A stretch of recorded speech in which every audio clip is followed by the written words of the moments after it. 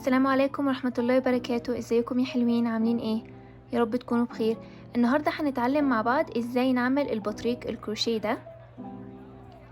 هو ده شكل البطريق، وانا مستخدمة في العروسة دي خيط رفيع عشان كده حجمه طلع صغير. لو انتوا حابين ممكن تستخدموا خيط اتخن من الخيط اللي انا مستخدماه، او تستخدموا خيط قطيفة وحجم العروسة هيطلع معاكم اكبر من كده. ومش هطول عليكم اكتر من كده، ويلا مع بعض نشوف الادوات. هي دي الادوات اللي احنا هنستخدمها. اول حاجة الخيط، انا هحتاج كذا لون في العروسة دي. البينجوين ده انا عاملاه باللون الازرق، ولكن في الفيديو ده هنعمل بينجوين باللون الروز. اللون الروز واللون الازرق مش نفس المقاس، اللون الازرق اتخن سنة من اللون الروز، فانا مع البينجوين الازرق استخدمت ابرة مقاسها 4 ملم، ولكن في الفيديو ده هنستخدم ابرة مقاسها 3.5 ملم. برضو هحتاج خيط احمر عشان اعمل بيه الفيونكة وعشان اعمل بيه جزء من الطاقية، وهحتاج خيط اصفر عشان اعمل بيه البق والرجلين، وهحتاج خيط ابيض عشان اعمل بيه البطن وهعمل بيه برضو جزء من الطاقية. برضو هحتاج حاجة اعلم بيها بداية ونهاية الدور، وهحتاج ابرة عشان اخيط بيها العروسة بعد ما اخلصها، وهنحتاج مقص عشان نقص بيه الخيط، وبرضو هنحتاج عيون، وهنحتاج حشو عشان نحشي بيه العروسة بتاعتنا. ويلا بينا نبدأ مع بعض. اول حاجة هبدأ بيها هي اني انا هعمل دايرة سحرية.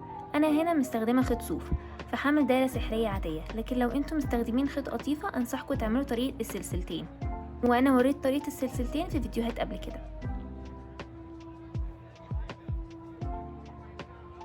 هعمل دايرة سحرية بالشكل ده، وبعدين هحط جوه الدايرة السحرية 8 غرز حشو.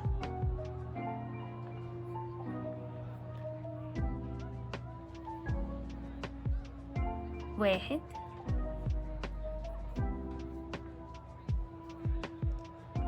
اتنين،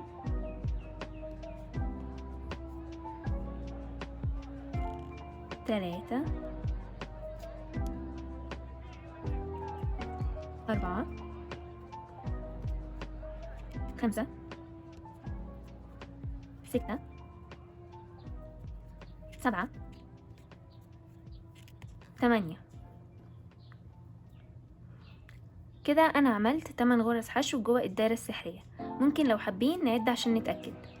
1 2 3 4 5 6 7 8.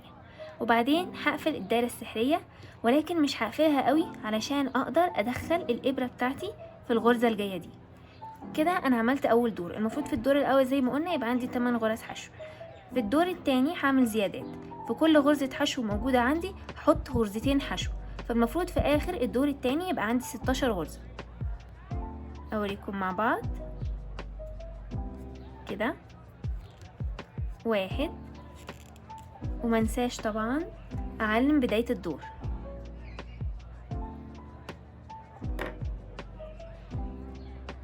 بالشكل ده. ودلوقتي هشد الخيط عشان اقفل الدايرة السحرية على الآخر كده. كده انا عملت غرزة واحدة في اول غرزة موجودة عندي، هعمل كمان غرزة في نفس الغرزة اللي انا عملت فيها اول غرزة حشو كده. فبالشكل ده انا بقى عندي زيادة، هفضل اعمل زيادة في كل غرزة موجودة عندي.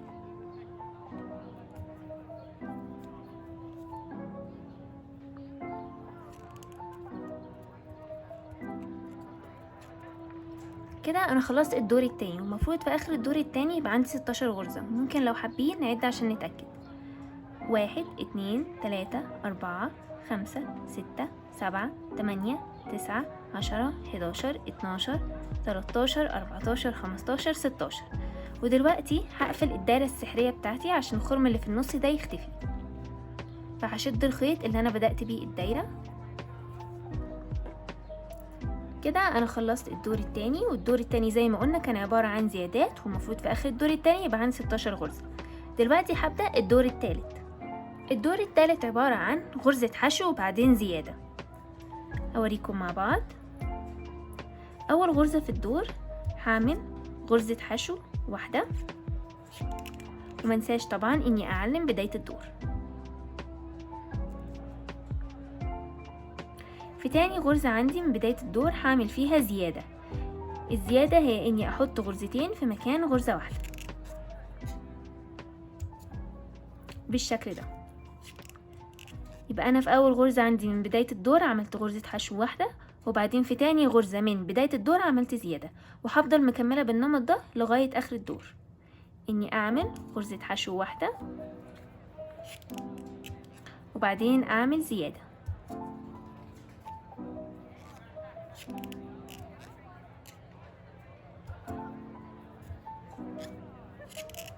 نعيد مرة تانية، اعمل غرزة حشو واحدة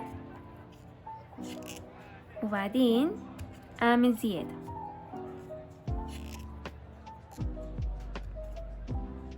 وهفضل مكملة كده لغاية اخر الدور، اني اعمل غرزة حشو واحدة وبعدين اعمل زيادة.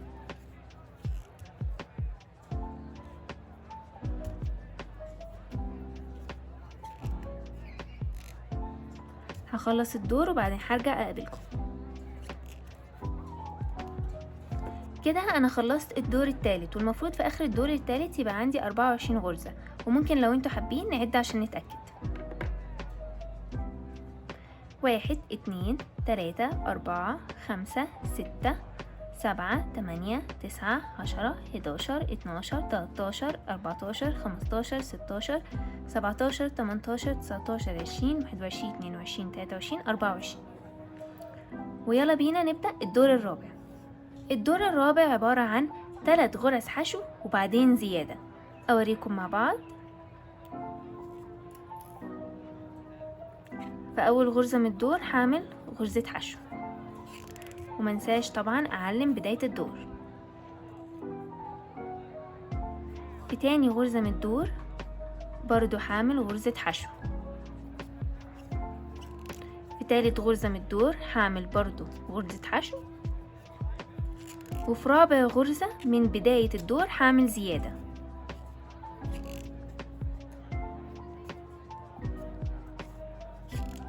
وهفضل مكملة بالنمط ده لغاية اخر الدور. اوريكم مرة تانية. اول غرزة هعمل غرزة حشو، وبعدين في تاني غرزة هعمل غرزة حشو. في تالت غرزة هعمل برضو غرزة حشو، وفي رابع غرزة هعمل زيادة. والزيادة هي اني احط غرزتين حشو في مكان غرزة واحدة بالشكل ده.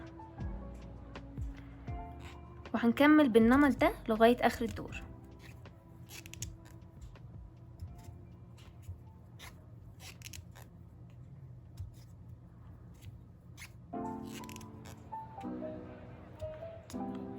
هخلص الدور وبعدين هرجع اقابلكم.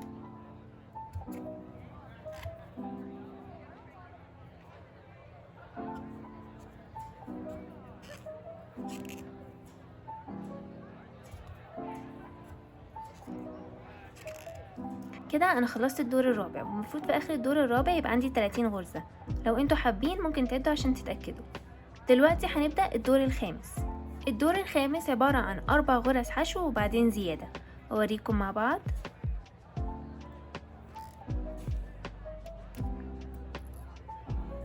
في اول غرزة عندي من بداية الدور هعمل غرزة حشو، ومنساش طبعا اعلم بداية الدور.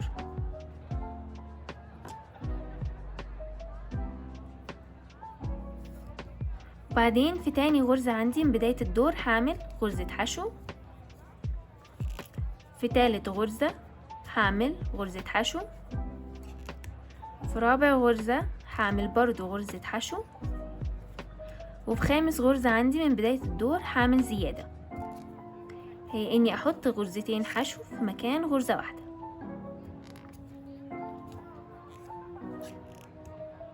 نعيد مرة تانية. اول غرزة هنعمل غرزة حشو. في تاني غرزة هنعمل غرزة حشو. في تالت غرزة هنعمل غرزة حشو. في رابع غرزة برضو هنعمل غرزة حشو. وفي خامس غرزة عندي هعمل زيادة. وهفضل مكملة بالنمط ده لغاية اخر الدور.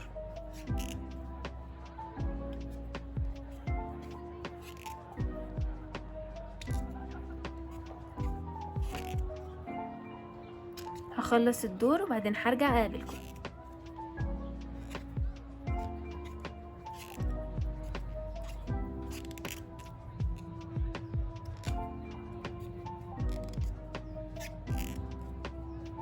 كده انا خلصت الدور الخامس.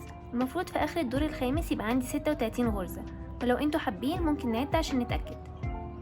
ودلوقتي هبدأ الدور السادس. الدور السادس عبارة عن 5 غرز حشو وبعدين زيادة. اوريكم مع بعض. اول غرزة عندي في بداية الدور هعمل غرزة حشو واحدة، ومنساش طبعا اني اعلم بداية الدور.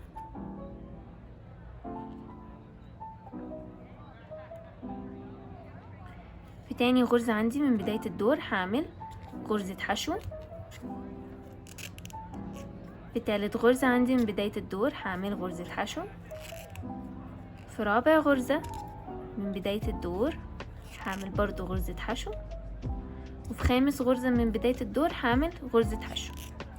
وبعدين في سادس غرزة من بداية الدور هعمل زيادة، والزيادة زي ما قلنا هي اني احط غرزتين حشو في مكان غرزة واحدة.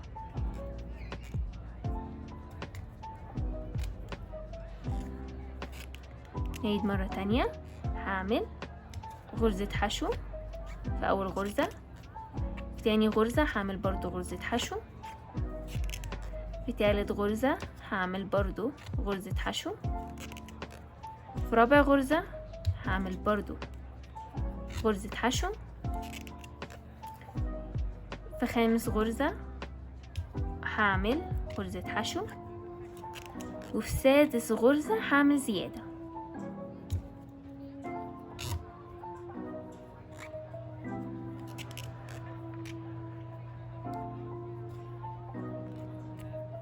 وهفضل مكملة كده لغاية اخر الدور. هخلص الدور السادس وبعدين هرجع اقابلكم.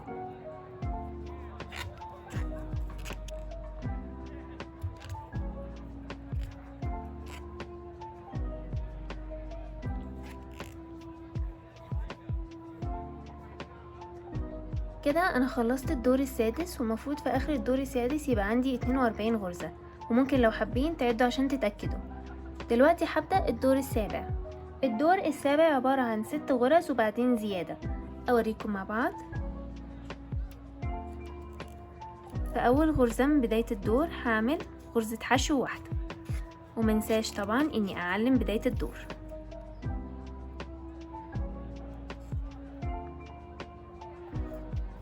في تاني غرزة عندي من بداية الدور هعمل غرزة حشو واحدة.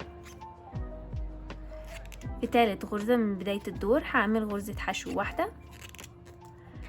في رابع غرزة من بداية الدور هعمل غرزة حشو واحدة. في خامس غرزة من بداية الدور هعمل غرزة حشو واحدة. وفي سادس غرزة من بداية الدور هعمل غرزة حشو واحدة. في سابع غرزة من بداية الدور هعمل زيادة، والزيادة هي اني احط غرزتين حشو في مكان غرزة واحدة.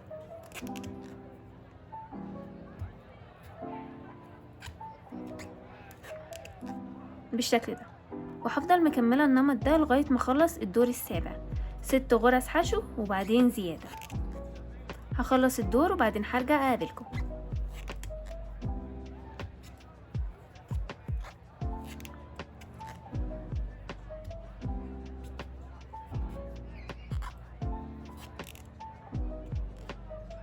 كده انا خلصت الدور السابع، والمفروض في اخر الدور السابع يبقى عندي 48 غرزة، وممكن لو انتوا حابين تعدوا عشان تتأكدوا. من الدور الثامن لغاية الدور العاشر هعمل غرزة واحدة في كل غرزة موجودة عندي، يعني مش هعمل اي زيادات.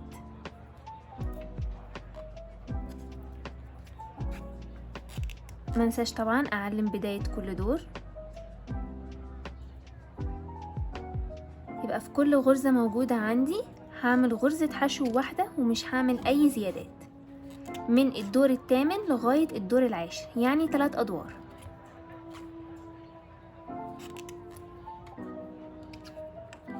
في ال3 ادوار الجايين مش هعمل اي زيادات، هعمل بس غرزة حشو واحدة في كل غرزة موجودة عندي. هخلصهم وبعدين هرجع اقابلكم. كده انا خلصت الدور العاشر. المفروض في اخر الدور العاشر يبقى عندي 48 غرزة عشان انا ما عملتش اي زيادات. دلوقتي هبدأ الدور ال11. الدور ال11 عبارة عن 7 غرز حشو وبعدين زيادة، وأوريكم مع بعض. في أول غرزة من الدور هعمل غرزة حشو واحدة وهعلم بداية الدور. في تاني غرزة من الدور هعمل غرزة حشو واحدة. في تالت غرزة من الدور هعمل غرزة حشو واحدة. في رابع غرزة من الدور هعمل غرزة حشو واحدة. في خامس غرزة من الدور هعمل غرزة حشو واحدة. في سادس غرزة من الدور هعمل غرزة حشو واحدة. في سابع غرزة من الدور هعمل غرزة حشو واحدة. وفي تامن غرزة من الدور هعمل زيادة، والزيادة هي اني احط غرزتين حشو في مكان غرزة واحدة، وهفضل مكملة بالنمط ده لغاية اخر الدور، هو اني اعمل 7 غرز حشو وبعدين زيادة.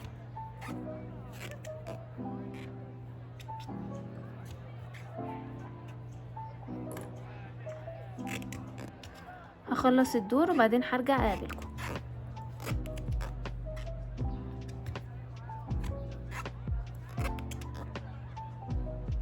كده انا خلصت الدور ال11، والمفروض في اخر الدور ال11 يبقى عندي 54 غرزة، وممكن لو انتوا حابين تعدوا عشان تتأكدوا.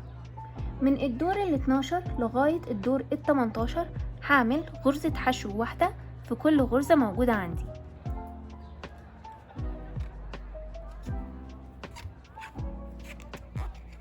ومنساش طبعا اعلم بداية الدور. هفضل اعمل غرزة حشو واحدة في كل غرزة موجودة عندي. هعمل كده من الدور ال12 للدور ال18، يعني هعمل 7 ادوار بالشكل ده، غرزة حشو في كل غرزة موجودة عندي. هخلصهم وبعدين هرجع اقابلكم.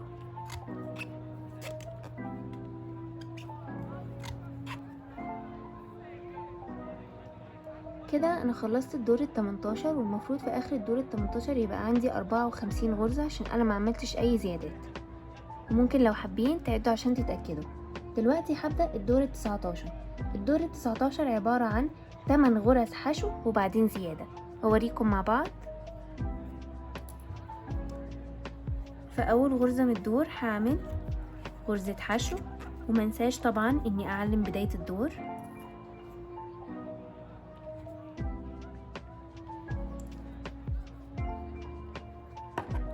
في تاني غرزة من الدور هعمل غرزة حشو. في تالت غرزة من الدور هعمل غرزة حشو. في رابع غرزة من الدور هعمل غرزة حشو. في خامس غرزة من الدور هعمل غرزة حشو. في سادس غرزة من الدور هعمل غرزة حشو. وفي سابع غرزة من الدور هعمل برضو غرزة حشو. وبرضو في تامن غرزة من الدور هعمل غرزة حشو. وبعدين في تاسع غرزة من بداية الدور هعمل زيادة، والزيادة هي اني احط غرزتين حشو في مكان غرزة واحدة، وهفضل مكملة بالنمط ده لغاية اخر الدور. اعمل 8 غرز حشو وبعدين اعمل زيادة.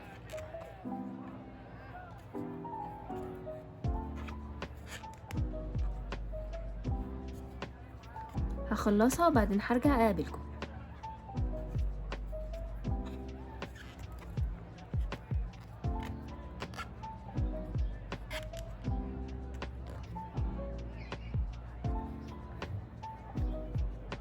كده انا خلصت الدور ال19، والمفروض في اخر الدور ال19 يبقى عندي 60 غرزة، ولو انتوا حابين ممكن تعدوا عشان تتأكدوا. دلوقتي هنبدأ الدور ال20، وفي الدور ال20 هنبدأ ندخل اللون الابيض معانا، ولكن قبل ما ندخله هنعمل 25 غرزة باللون الوردي او البينك.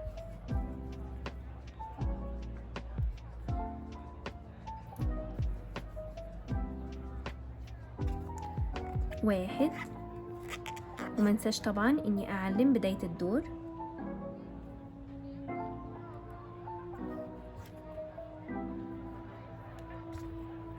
2، 3 4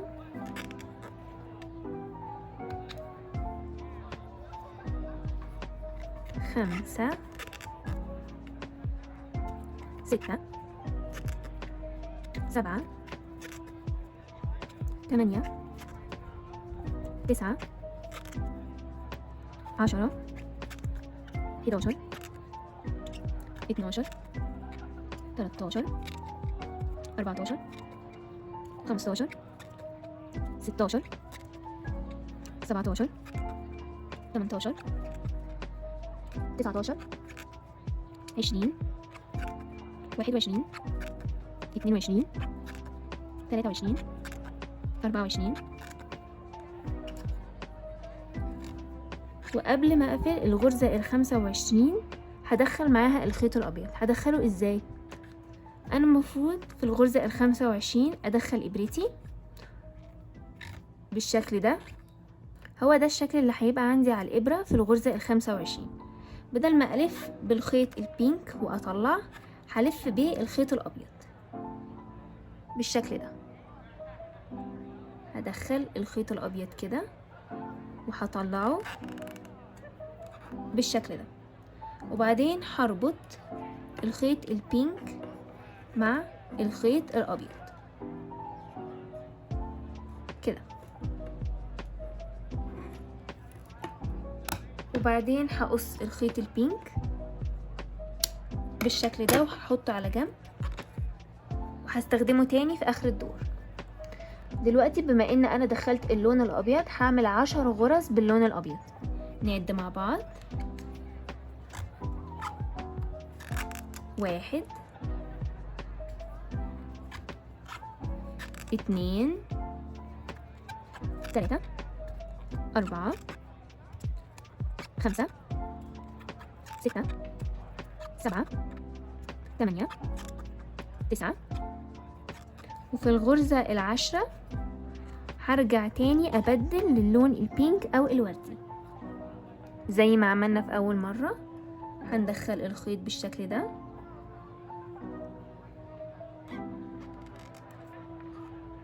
وبعدين هنربط الخيط البينك او الروز مع الخيط الابيض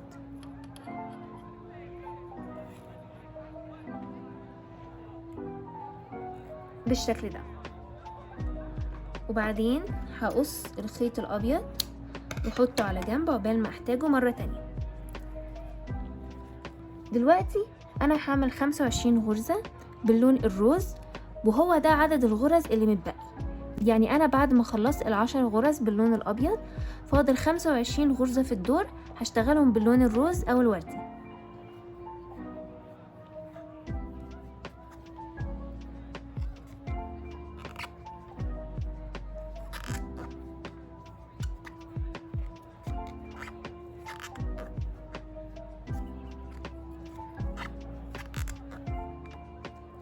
هخلصهم وبعدين هرجع اقابلكم.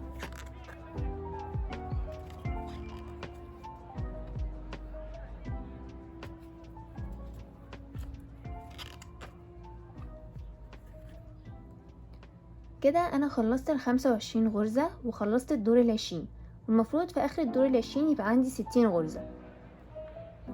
نبدأ دلوقتي الدور ال21. اول 23 غرزة من الدور ال21 هتبقى باللون الوردي. كده انا عملت اول غرزة وعلمتها، طبعا ما ننساش نعلم بداية الدور. فاضل لي 22 غرزة هعملهم باللون الوردي. كده 2 3 4. هخلصهم وبعدين هرجع اقابلكم. 5 21 22 23. وقبل ما اخلص الغرزة ال23 هدخل اللون الابيض كمان مرة، وهعمل نفس الخطوات اللي عملتها المرة اللي فاتت. هربط الخيط الابيض مع الخيط الروز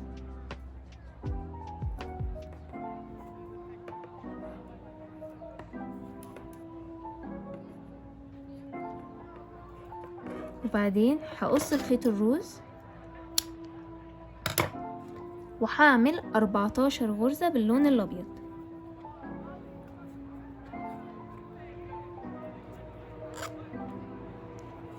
1 2 3 4 5 6 7 8 9 10 11 12 13 14. وقبل ما اخلص الغرزة ال14 هرجع تاني وهدخل اللون الروز عندي بالشكل ده، وهربط الخيط الابيض مع الخيط الروز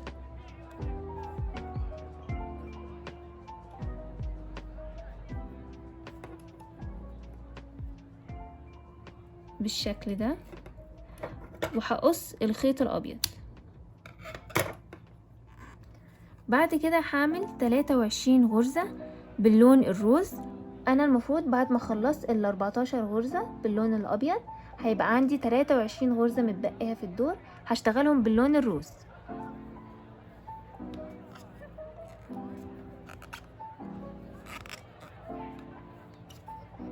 هخلصهم وبعدين هرجع اقابلكم.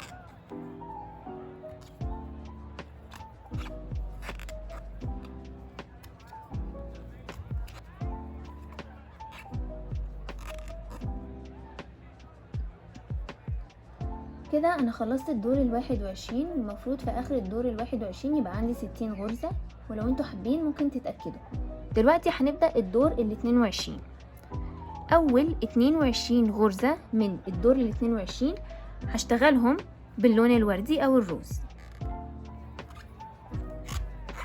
كده. 1 ومنساش طبعا اعلم بداية الدور.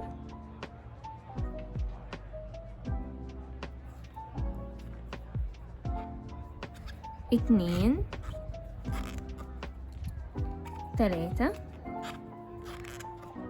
وهفضل شغالة كده لغاية الغرزة رقم 22. هخلصها وبعدين هرجع اقابلكم.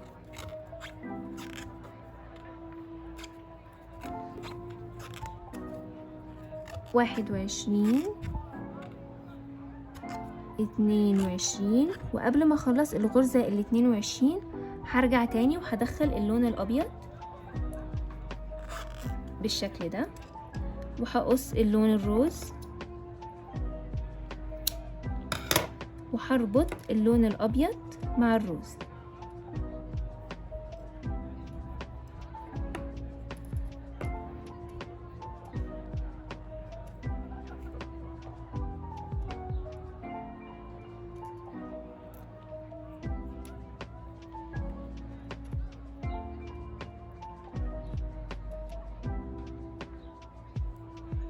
بالشكل ده. وبعدين هعمل 16 غرزة باللون الابيض. 1 2 3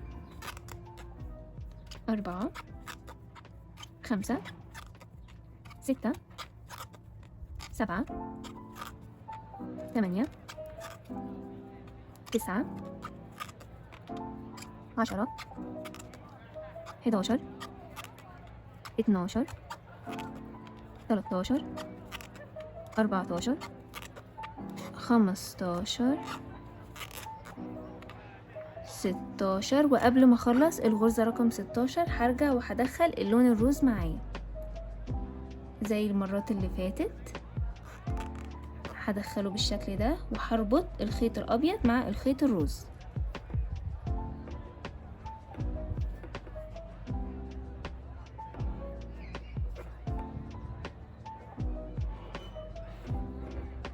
وبعدين هقص الخيط الابيض. وبعد كده هشتغل 22 غرزة باللون الوردي. احنا فاضل لنا بعد ما عملنا 16 غرزة باللون الابيض فاضل لنا 22 غرزة متبقية في الدور. ال22 غرزة دول هشتغلهم باللون الروز.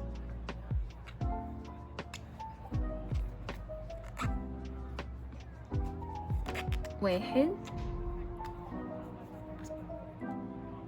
اتنين، هشتغلهم وبعدين هرجع اقابلكم. 23،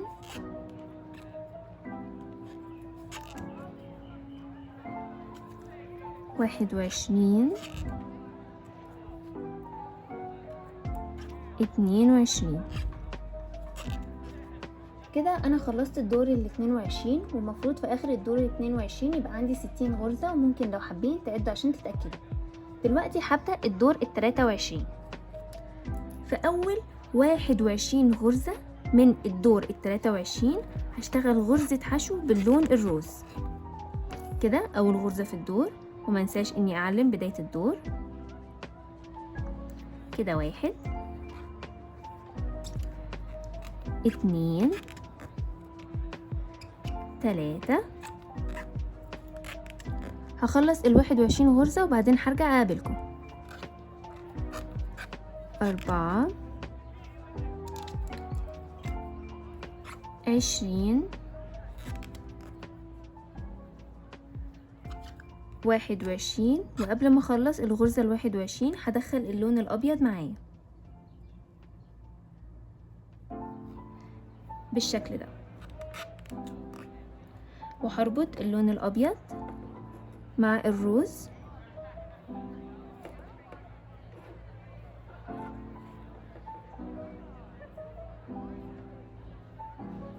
وبعدين هقص اللون الروز بالشكل ده، وبعدين هشتغل 18 غرزة باللون الابيض.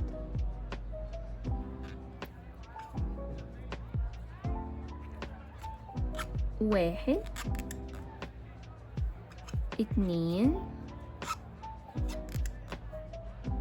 3، 4، 5، 6. هخلص باقي 18 غرزة بعدين ارجع اقابلكم. 7، 17، 18. وقبل ما اخلص الغرزة ال18 هدخل الخيط الروز معايا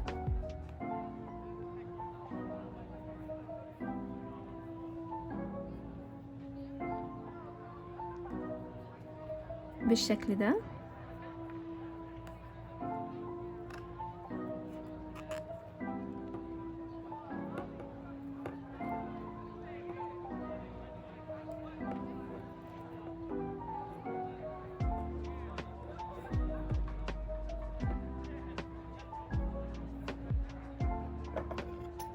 وهقص اللون الابيض،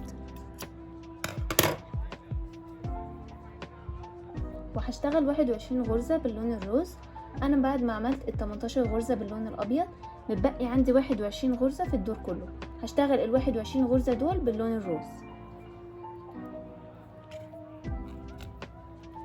1، 2، 3. هخلص ال 21 غرزة وبعدين هرجع اقابلكم.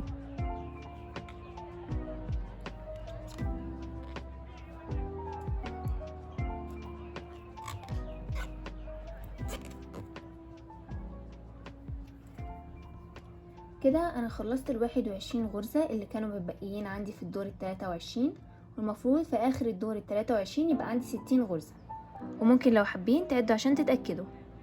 دلوقتي هبدأ الدور ال 24. اول 21 غرزة من الدور ال 24 هشتغلهم باللون الروز.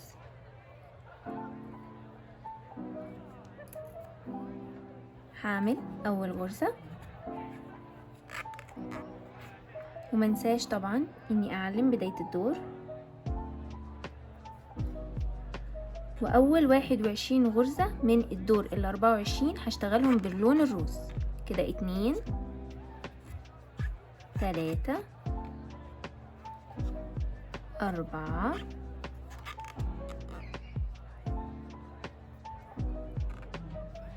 5، 5. هخلص ال21 غرزة بعدين هرجع اقابلكم. 6 20 21. وهغير للون الابيض في اخر الغرزة ال21 بالشكل ده، وهربط اللون الابيض مع اللون الروز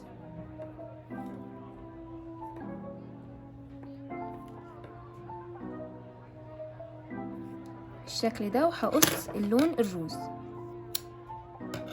وبعدين هشتغل 19 غرزة باللون الابيض.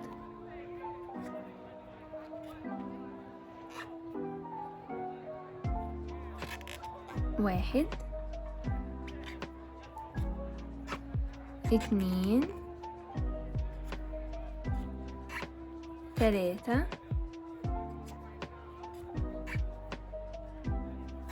4 5. هخلص ال19 غرزة وبعدين هرجع اقابلكم. 18 19. وفي اخر الغرزة ال19 هغير تاني للون الروز بالشكل ده، وهربط الخيط الروز بالخيط الابيض.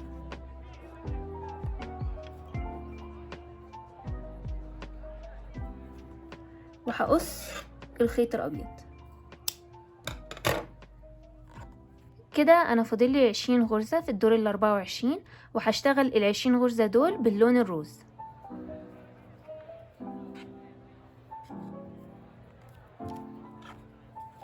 1 2 3 4. هخلص ال20 غرزة بعدين هرجع اقابلكم. 5 19 20. كده انا خلصت الدور ال24، والمفروض في اخر الدور ال24 يبقى عندي 60 غرزة، ولو انتوا حابين ممكن تعدوا عشان تتأكدوا. دلوقتي هبدأ الدور ال25. اول 21 غرزة من الدور ال25 هشتغلهم باللون الروز كده. 1 ومنساش اعلم بداية الدور.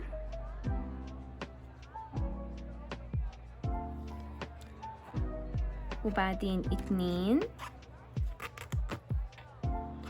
3 4. هخلص ال21 غرزة بعدين هرجع اقابلكم. 5 20 21. وفي اخر الغرزة ال21 هغير للون الابيض، وهربط اللون الابيض مع اللون الروز.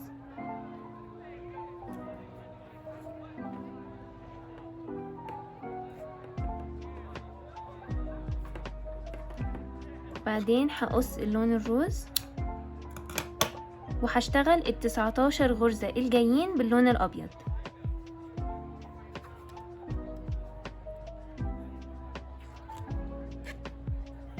1 2 3 4. هخلص ال19 غرزة بعدين هرجع اقابلكم. 5 6 18 19. وفي اخر الغرزة ال19 هغير للون الروز بالشكل ده، وهربط اللون الابيض مع اللون الروز.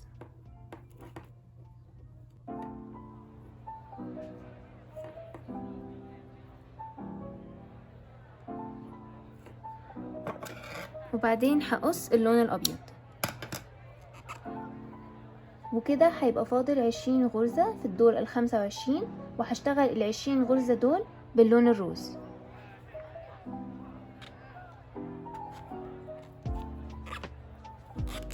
هخلصهم وبعدين هرجع اقابلكم.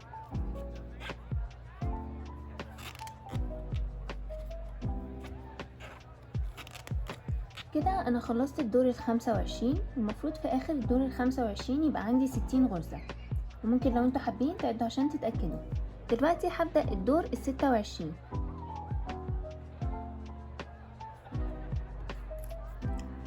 اول 21 غرزة من الدور ال26 هشتغلها باللون الروز.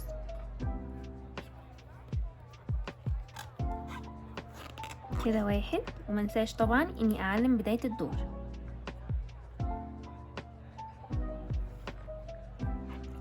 بعدين 2 3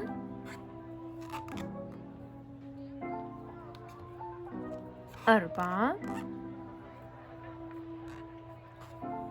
5. هخلص ال21 غرزة بعدين هرجع اقابلكم. 6 20 21.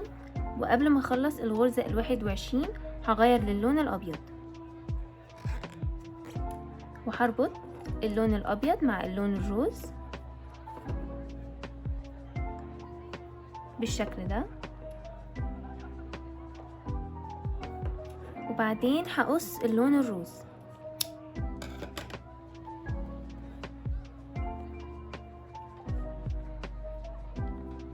وهشتغل ال20 غرزة الجايين باللون الابيض.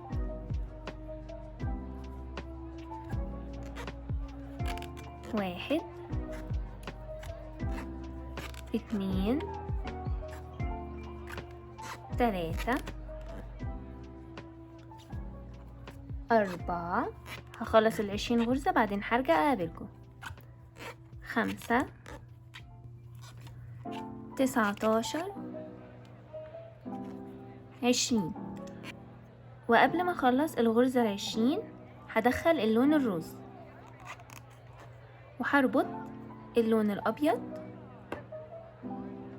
مع اللون الروز.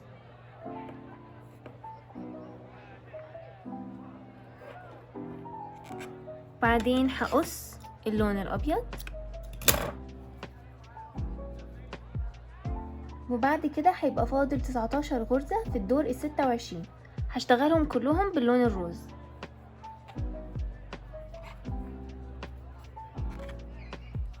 واحد 2 3. هخلص ال19 غرزة بعدين هرجع اقابلكم. 4 18 19. كده انا خلصت الدور ال26. المفروض في اخر الدور ال26 يبقى عندي 60 غرزة. ممكن لو انتوا حابين نعد عشان نتأكد. دلوقتي هبدأ الدور ال27. الدور ال27 زي الدور ال26 بالظبط. هعمل اول 21 غرزة باللون الروز، وفي اخر الغرزة ال21 هغير للون الابيض، وبعدين هعمل 20 غرزة باللون الابيض، وفي الغرزة ال20 هغير من اللون الابيض للون الروز، وبعدين هعمل اخر 19 غرزة في الدور باللون الروز وهشتغلها معاكم. اول 21 غرزة من الدور هتبقى باللون الروز، ومنساش طبعا اني اعلم بداية الدور. كده 1 2 3 4. هخلص ال21 غرزة بعدين هرجع اقابلكم. 5 20 21. وفي اخر الغرزة ال21 هغير للون الابيض،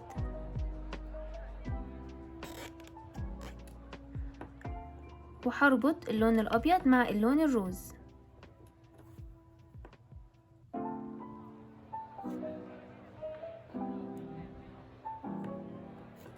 وبعدين هقص اللون الروز وهشتغل ال20 غرزة الجايين باللون الابيض.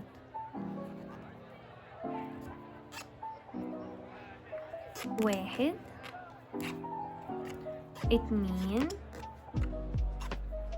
3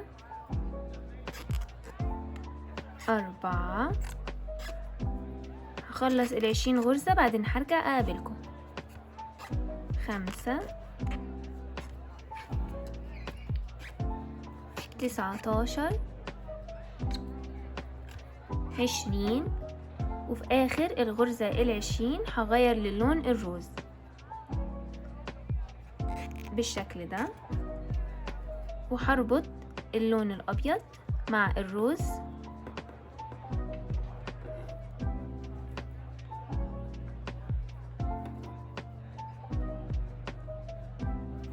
بعدين هقص اللون الابيض،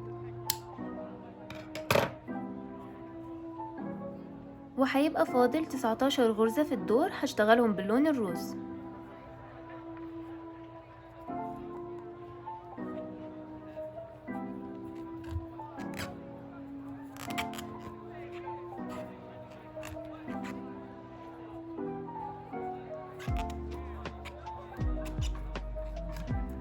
هخلصهم وبعدين هرجع اقابلكم.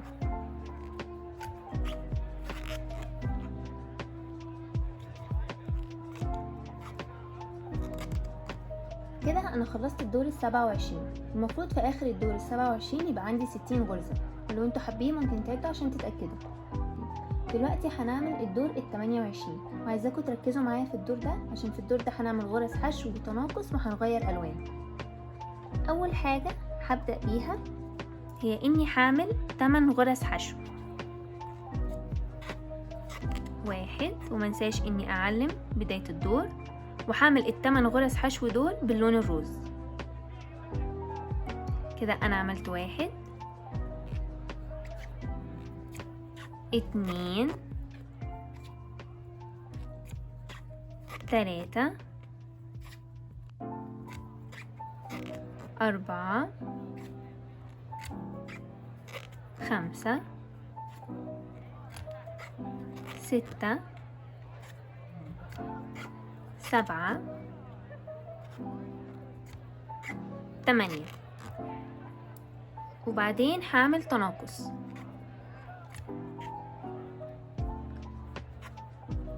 بالشكل ده،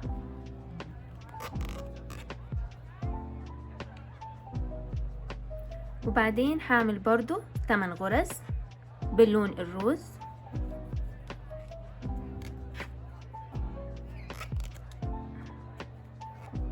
1 2 3 4 5 6 7 8. وبعدين هعمل تناقص بالشكل ده،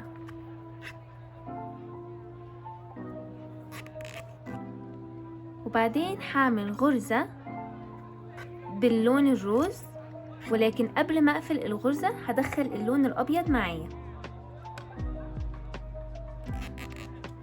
بالشكل ده، وهربط اللون الابيض باللون الروز.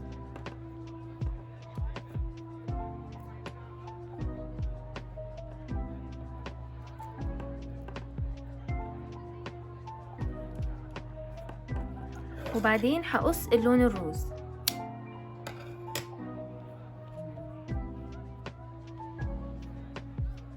وبعد كده هشتغل 7 غرز باللون الابيض. 1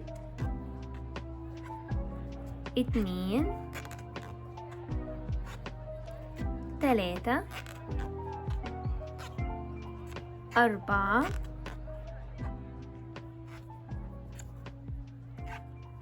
5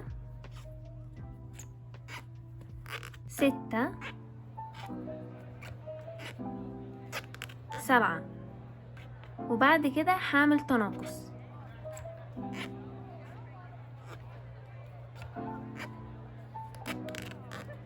بالشكل ده. وبعدين هعمل 8 غرز، 1 2 3 4 5 6 7 8. وبعد كده هعمل تناقص بالشكل ده. وبعدين هعمل غرزتين باللون الابيض كده، 1 2. وقبل ما اخلص الغرزة التانية هرجع تاني وهدخل اللون الروز بالشكل ده. وطبعا هربط اللون الروز باللون الابيض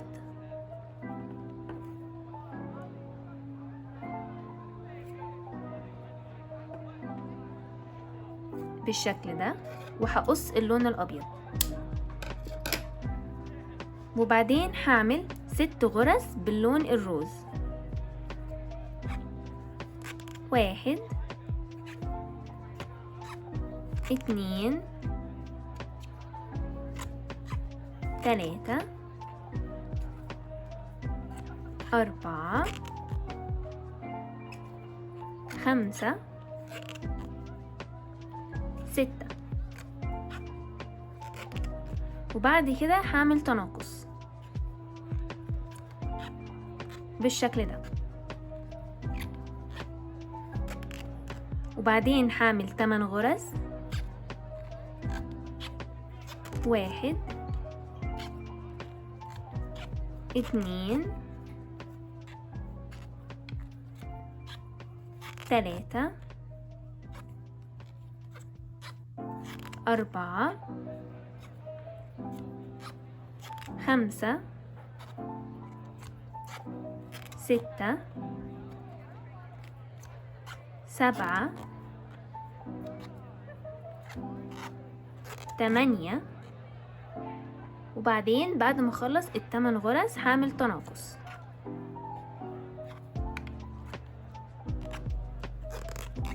بالشكل ده. كده انا خلصت الدور ال28، والمفروض في اخر الدور ال28 يبقى عندي 54 غرزة، ولو انتوا حابين ممكن تعدوا عشان تتأكدوا. دلوقتي هبدأ الدور ال29. اول 19 غرزة من الدور ال29 هشتغلهم باللون الروز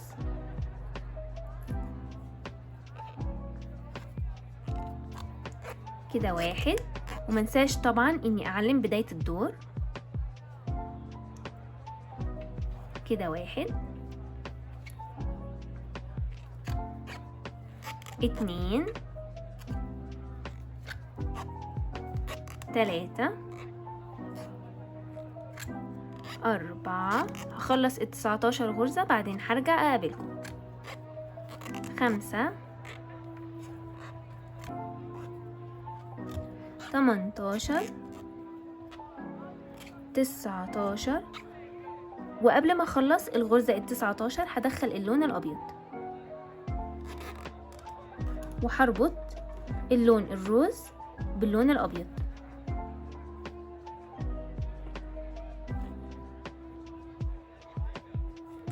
بالشكل ده.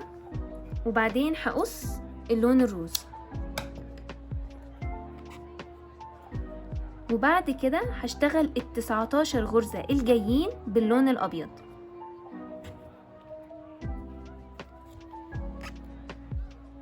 1 2 3 4 5. وهخلص ال19 غرزة بعدين هرجع اقابلكم، 6 18 19. وفي اخر الغرزة ال19 قبل ما اخلصها هدخل اللون الروز بالشكل ده، وهربط اللون الروز مع اللون الابيض.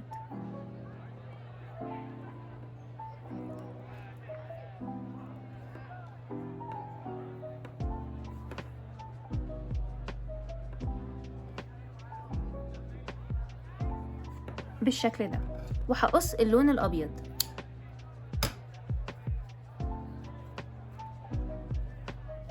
بعد كده هيبقى فاضل لي 16 غرزة في الدور، وهشتغلها باللون الروز.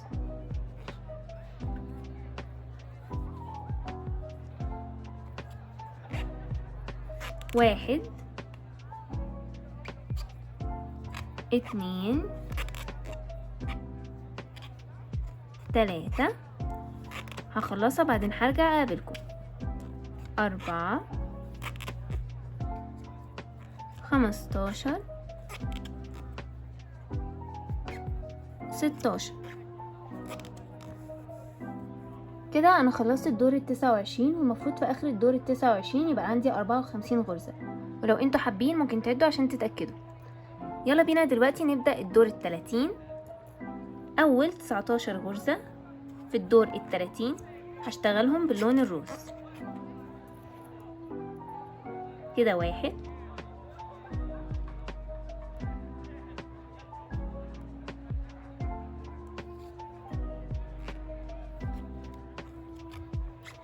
2، 3، 4، هخلص ال19 غرزة بعدين هرجع اقابلكم. 5، 18، 19، وفي اخر الغرزة ال19 قبل ما اقفلها هدخل اللون الابيض.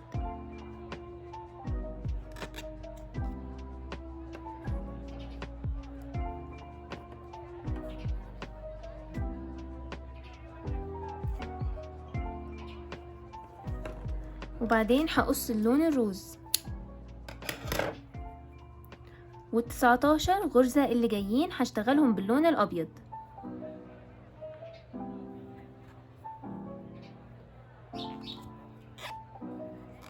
واحد، 2، 3، 4،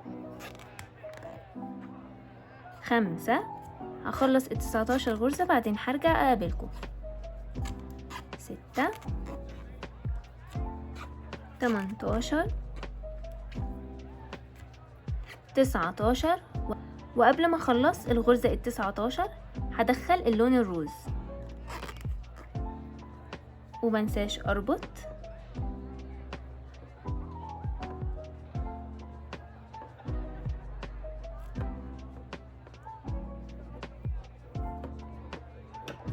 وبعدين هقص اللون الابيض. هيبقى فاضل لي 16 غرزة متبقية في الدور هشتغلهم كلهم باللون الروز.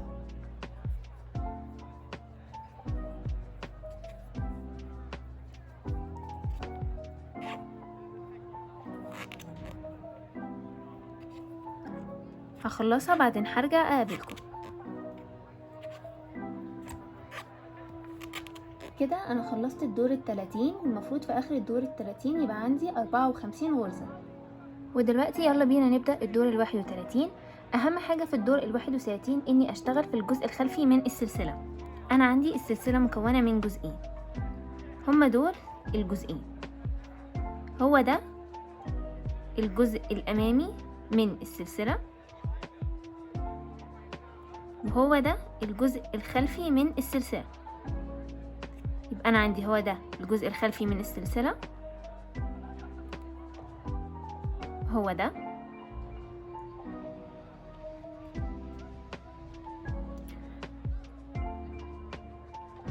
وهو ده الجزء الامامي من السلسلة بالشكل ده. هو ده الجزء الامامي. في الدور ال31 هعمل غرزة حشو في كل غرزة موجودة عندي، واهم حاجة اني اشتغل في الجزء الخلفي من السلسلة فقط. ومنساش طبعا اني اعلم بداية الدور. وبرضو في الدور ال31 مش هغير اي الوان، يبقى هشتغل الدور كله باللون الروز، وهعمل غرزة حشو في كل غرزة موجودة عندي، واهم حاجة اني اشتغل في الجزء الخلفي من السلسلة فقط.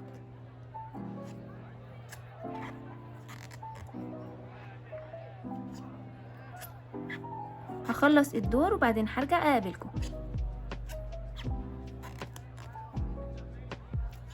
كده انا خلصت الدور ال31، والمفروض في اخر الدور ال31 يبقى عندي 54 غرزة. وزي ما قلنا اهم حاجة في الدور ال31 اني اشتغل في الجزء الخلفي فقط من السلسلة. دلوقتي هبدأ الدور ال32. في الدور ال32 هرجع اشتغل في الجزء الامامي والجزء الخلفي من السلسلة، هشتغل في الجزئين مع بعض. والدور ال32 عبارة عن 7 غرز حشو وبعدين تناقص. اوريكم مع بعض. منساش اني اعلم بداية الدور، اهم حاجة. هشتغل 7 غرز حشو. انا كده عملت واحدة، كده 2 3 4 5 6 7. بعد الغرزة السبعة هعمل تناقص، وهفضل مكملة بالنمط ده لغاية اخر الدور. هعمل 7 غرز حشو وبعدين هعمل تناقص.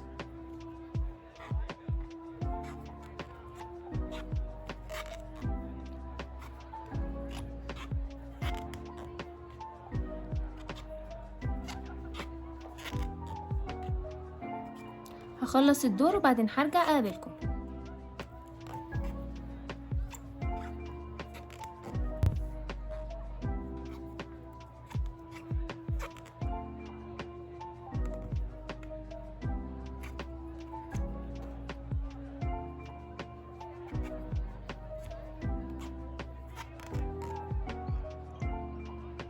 كده انا خلصت الدور ال32، والمفروض في اخر الدور ال32 يبقى عندي 48 غرزة.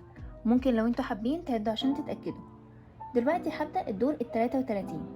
الدور ال33 عبارة عن 6 غرز حشو وبعد كده تناقص. اوريكم مع بعض. اول غرزة في الدور هي غرزة حشو، ومنساش طبعا اعلم بداية الدور.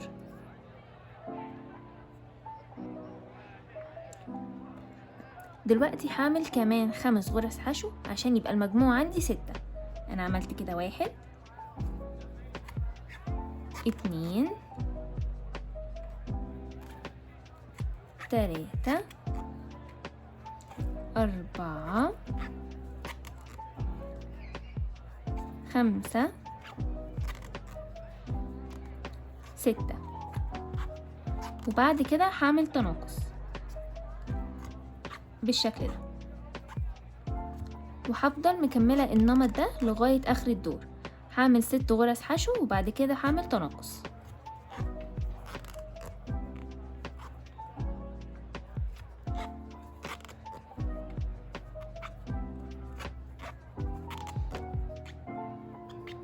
هخلص الدور وبعدين هرجع اقابلكم.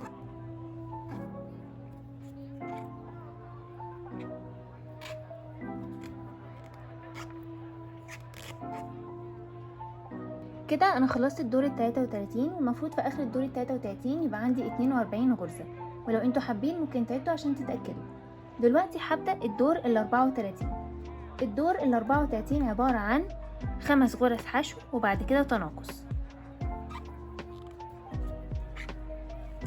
كده 1، ومنساش طبعا اني اعلم بداية الدور.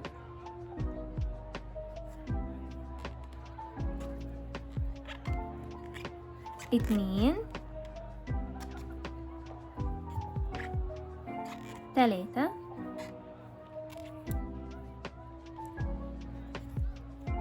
4 5. وبعد كده هعمل تناقص، وهفضل مكملة بالنمط ده لغاية اخر الدور. هعمل 5 غرز حشو وبعد كده تناقص. هخلص وبعدين هرجع اقابلكم.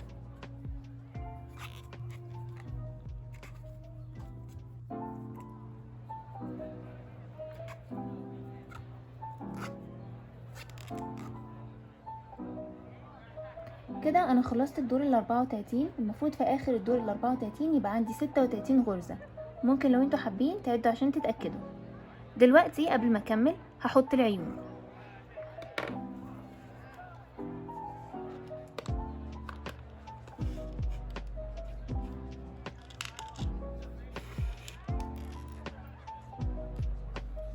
هنحط العيون بين الدور ال16 والدور ال17 حوالي 8 غرز ما بين بعض.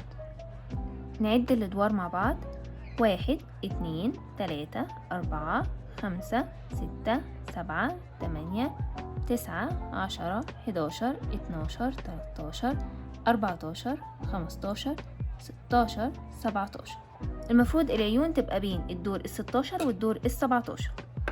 انا بحب احط العيون على اخر اللون الابيض.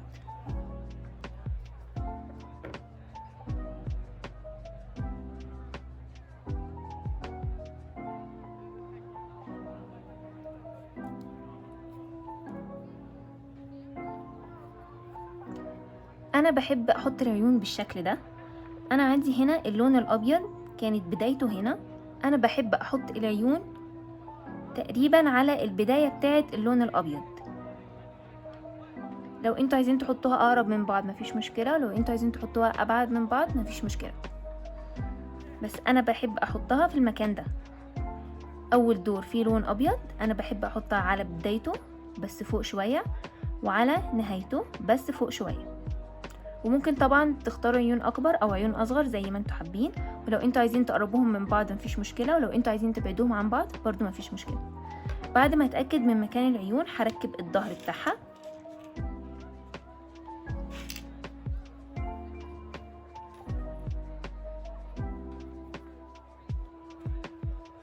بالشكل ده.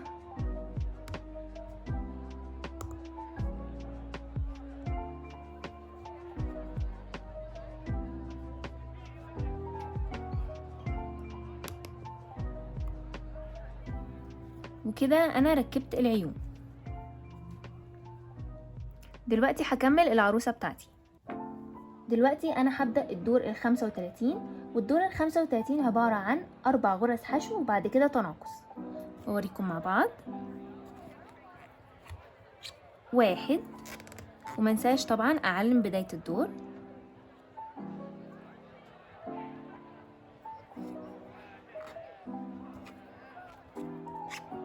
2 3 4 وبعد كده هعمل تناقص بالشكل ده، وهفضل مكملة النمط ده لغاية اخر الدور. 4 غرز حشو وبعد كده تناقص.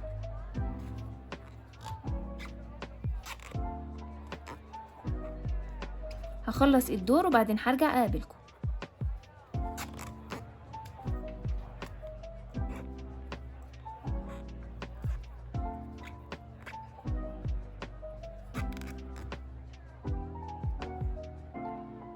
كده انا خلصت الدور ال35، والمفروض في اخر الدور ال35 يبقى عندي 30 غرزة، ولو انتوا حابين ممكن تعدوا عشان تتأكدوا. قبل ما اكمل هبدأ احشي العروسة بتاعتي.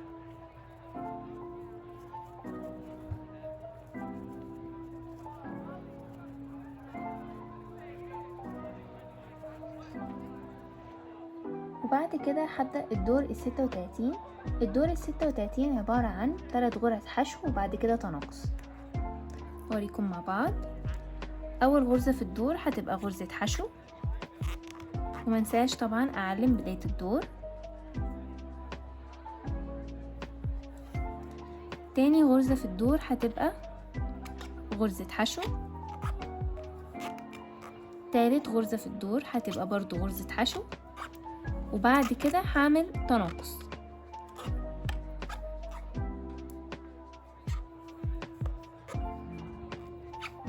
وهفضل مكملة بالنمط ده لغاية اخر الدور، اني اعمل 3 غرز حشو وبعد كده تناقص. هخلص الدور وبعدين هرجع اقابلكم.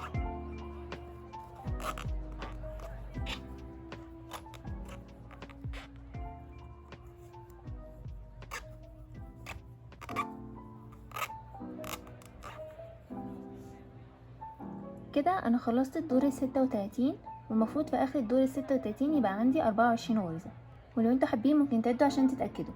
دلوقتي هبدأ الدور ال37. الدور ال37 عبارة عن 2 غرزة حشو وبعد كده تناقص.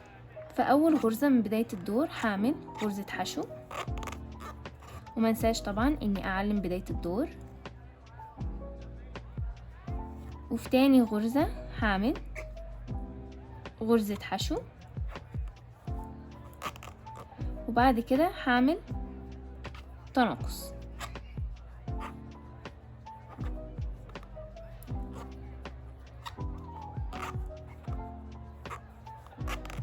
وهفضل مكملة النمط ده لغاية اخر الدور. هعمل غرزتين حشو وبعد كده هعمل تناقص.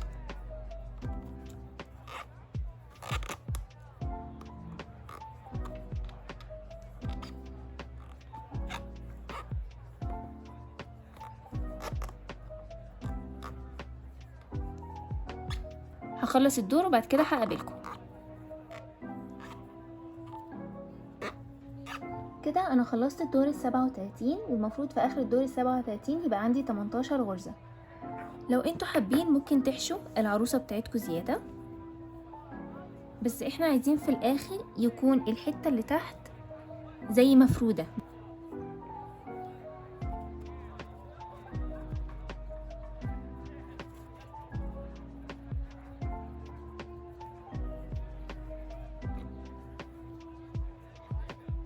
ودلوقتي هبدأ الدور ال38. الدور ال38 عبارة عن غرزة حشو وبعد كده تناقص.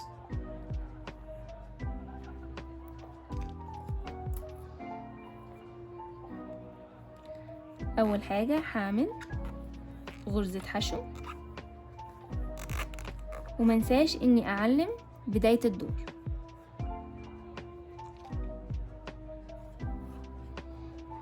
وبعد كده هعمل تناقص.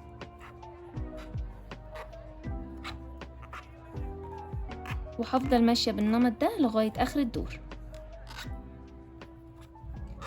كده انا خلصت الدور ال38، والمفروض في اخر الدور ال38 يبقى عندي 12 غرزة. ودلوقتي هنبدأ الدور ال39. الدور ال39 عبارة عن تناقصات الدور كله. هفضل اعمل تناقصات من بداية لاخر الدور.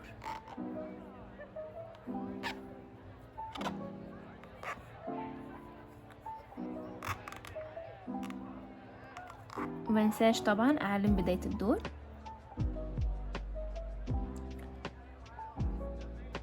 وهفضل ماشية بالنمط ده لغاية اخر الدور، اني هفضل اعمل تناقصات.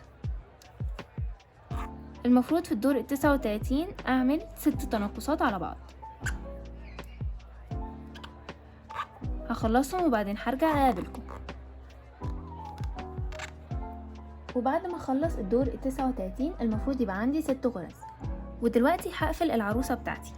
اول حاجة هعملها هي اني هشيل العلامة بتاعتي، وبعد كده هعمل غرزة منزلقة بالشكل ده.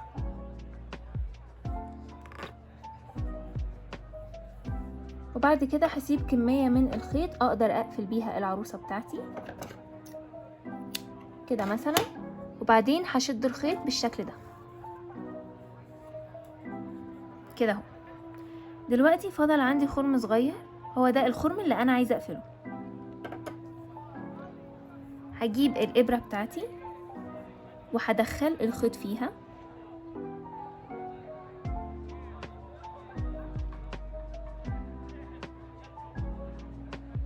بالشكل ده، وبعدين هعدي الابرة على ال6 غرز اللي عندي بالشكل ده.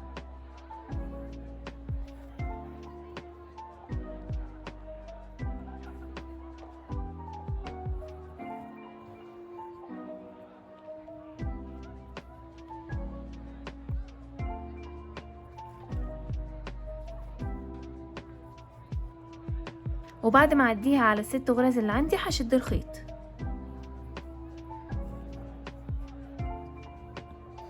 وبعدين عشان اقفل الخرم اكتر هعدي الخيط ما بين الفراغات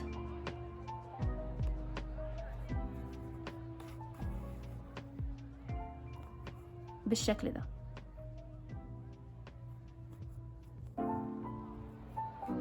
طبعا عشان احنا مستخدمين خيط صوف الفراغات دي طبيعي انها تبقى موجودة عندنا، اهم حاجة ان احنا نحاول نسدها بقدر الامكان.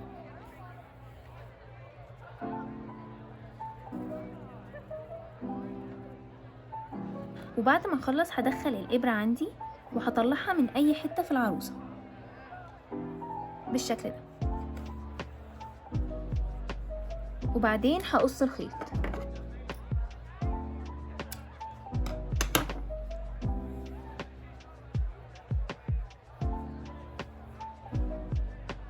وكده انا خلصت جسم البطريق.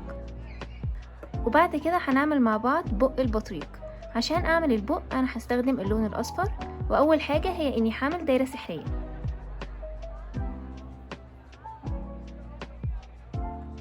ممكن لو انتوا حابين تستخدموا طريقة السلسلتين.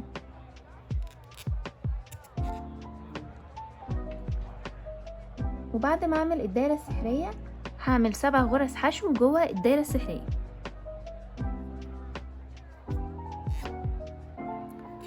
واحد، 2،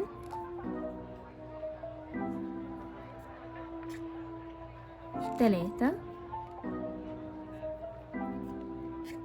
4،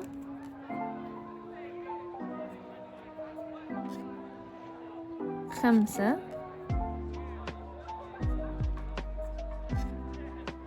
6، 7. وبعد ما اعمل ال7 غرز هقفل الدايرة السحرية. بعد كده الدور اللي بعده عبارة عن تزايد. في كل غرزة موجودة عندي هعمل غرزتين حشو، ومنساش اعلم بداية الدور.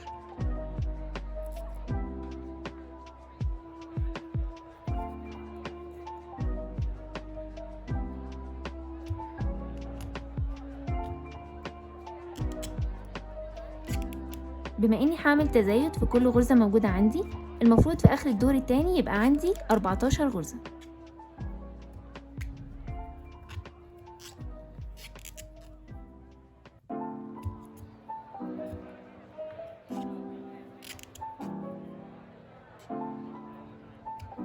هخلص الدور التاني وبعدين هرجع اقابلكم. كده انا خلصت الدور التاني، وزي ما قلنا المفروض في اخر الدور التاني يبقى عندي 14 غرزة. لو انتوا حابين ممكن نشد الخيط اللي احنا بدأنا بيه الدايرة السحرية عشان نضيق الخرم اللي في النص بالشكل ده. وبعد كده هشيل العلامة بتاعتي وهعمل غرزة منزلقة.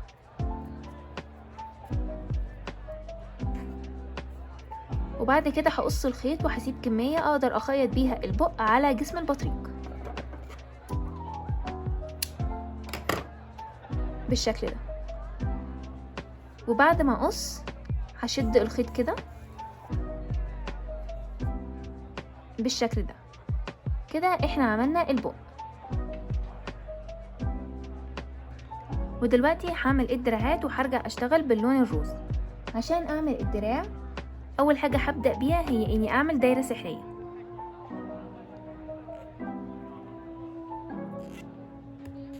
وبعد كده هحط 6 غرز حشو جوه الدايرة السحرية.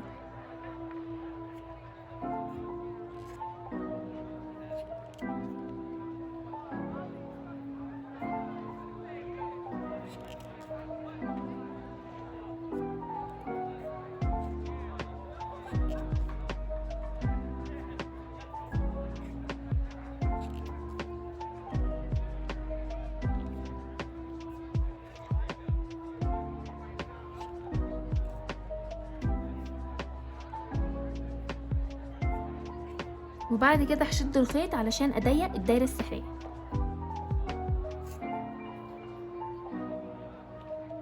كده انا عملت اول دور. في تاني دور هعمل زيادات، يعني هحط غرزتين حشو في كل غرزة موجودة عندي. ومنساش طبعا اني اعلم بداية الدور، وهفضل في الدور التاني اعمل زيادات. في كل غرزة هحط غرزتين حشو، فالمفروض في اخر الدور التاني يبقى عندي 12 غرزة. هخلص الدور وبعدين هرجع اقابلكم. كده انا خلصت الدور التاني، والمفروض في اخر الدور التاني يبقى عندي 12 غرزة. دلوقتي من الدور التالت لغاية الدور الخامس هعمل غرزة حشو في كل غرزة موجودة عندي، يعني مش هعمل اي زيادات. من الدور التالت لغاية الدور الخامس، يعني 3 ادوار.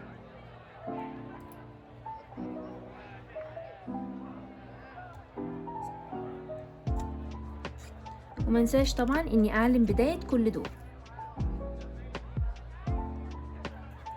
هخلص ال3 ادوار وبعدين هرجع اقابلكم. كده انا خلصت الدور الخامس، والمفروض في اخر الدور الخامس يبقى عندي 12 غرزة. ممكن لو انتوا حابين تعدوا عشان تتأكدوا. دلوقتي هبدأ الدور السادس. الدور السادس عبارة عن 4 غرز حشو وبعد كده تناقص.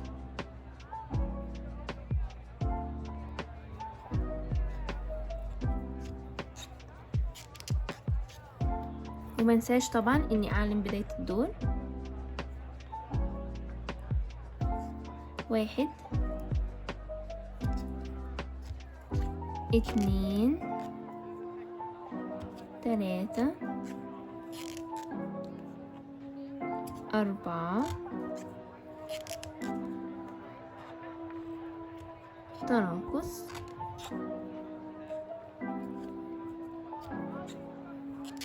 وهعيد مرة تانية. 1 2 3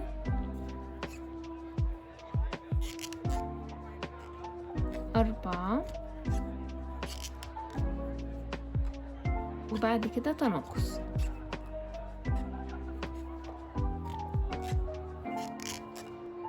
كده انا خلصت الدور السادس، ومفروض في اخر الدور السادس يبقى عندي 10 غرز. هشيل العلامة بتاعتي، وبعد كده هعمل عقدة منزلقة، وبعد كده هقص وهسيب كمية خيط اقدر بيها اخيط الايد على البنجون او البطريق، وهشد الخيط بالشكل ده. كده احنا عملنا ايد واحدة، هنعمل ايد تانية بنفس الطريقة اللي عملنا بيها الايد دي. وقفوا الفيديو واعملوا كمان ايد، وبعد كده هرجع اقابلكم عشان نعمل الرجلين. علشان اعمل الرجلين هستخدم اللون الاصفر، واول حاجة هعمل دايرة سحرية.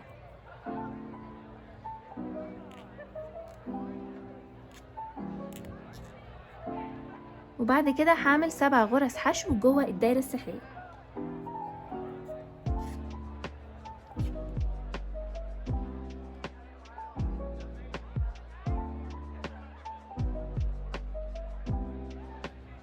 بعد ما عملنا ال7 غرز حشو جوه الدايرة السحرية هشد الخيط علشان نضيق الدايرة السحرية بالشكل ده. تاني دور هو اني اعمل زيادات في كل غرزة موجودة عندي. انا دلوقتي عندي 7 غرز، في اخر الدور التاني المفروض يبقى عندي 14 غرزة عشان انا هعمل زيادات الدور كله. الزيادة هي اني احط غرزتين حشو في كل غرزة موجودة عندي. ومنساش طبعا اعلم بداية الدور. هخلص الدور التاني وبعدين هرجع اقابلكم. كده انا خلصت الدور التاني، والمفروض في اخر الدور التاني يبقى عندي 14 غرزة، ولو انتوا حابين ممكن تعدوا عشان تتأكدوا. من الدور التالت لغاية الدور الخامس هعمل غرزة حشو واحدة في كل غرزة موجودة عندي، يعني ال3 ادوار الجايين مش هعمل اي زيادات او اي تناقصات، هعمل بس غرزة حشو واحدة في كل غرزة موجودة عندي. ومنساش طبعا اني اعلم بداية كل دور. هشتغلهم وبعدين هرجع اقابلكم.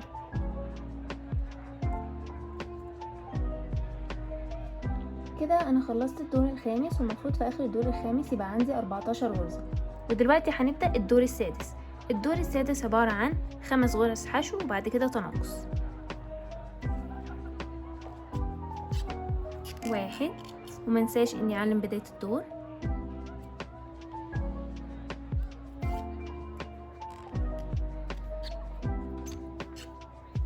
2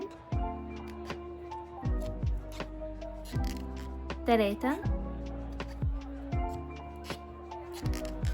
4 5 وبعد كده هعمل تناقص بالشكل ده، وهعمل النمط ده كمان مرة. 1 2 3 4 5 وبعد كده هعمل تناقص. وكده انا خلصت الرجل. فدلوقتي هقفلها باني اعمل غرزة منزلقة، وبعد كده هسيب كمية من الخيط اقدر اخيط بيها الرجل على جسم البنجوين بالشكل ده. وبعدين هشد الخيط كده، وهي دي الرجل عندي. هنعمل كمان رجل بنفس الطريقة بالظبط. وقفوا الفيديو واعملوا كمان رجل، وهنرجع مع بعض عشان نعمل الطاقية. ودلوقتي هبدأ اعمل الطاقية. اول حاجة هعملها هو اني هعمل دايرة سحرية، وبعدين هعمل 8 غرز حشو في الدايرة السحرية.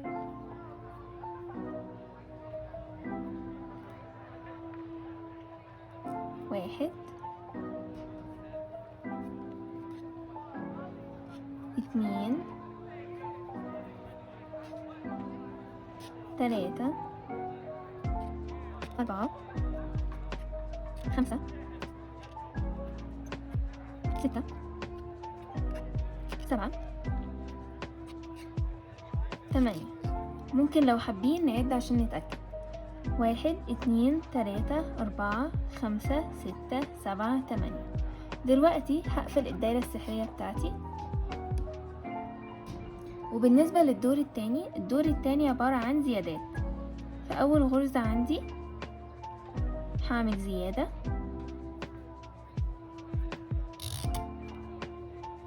والزيادة هي اني اعمل غرزتين حشو في مكان غرزة واحدة بالشكل ده. وطبعا اهم حاجة منساش اعلم بداية الدور، ولو انتوا حابين ممكن برضو تعلموا نهايته. وهفضل ماشية كده في الدور التاني بعمل زيادات.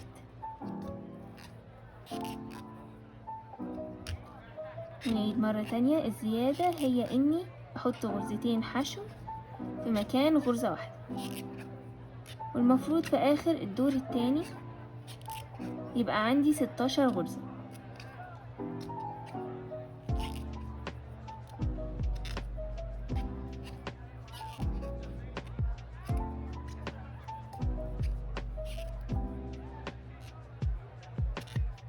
هخلص الدور وهرجع اقابلكم.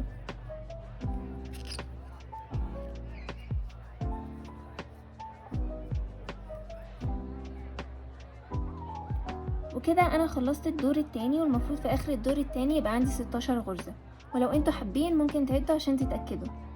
الدور التالت عبارة عن غرزة حشو وبعدين زيادة. ووريكم مع بعض.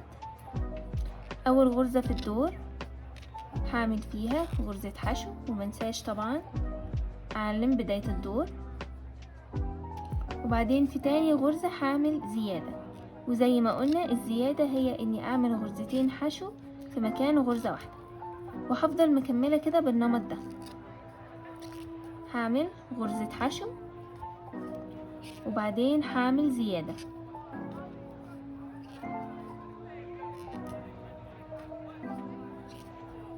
غرزة حشو وبعدين زيادة.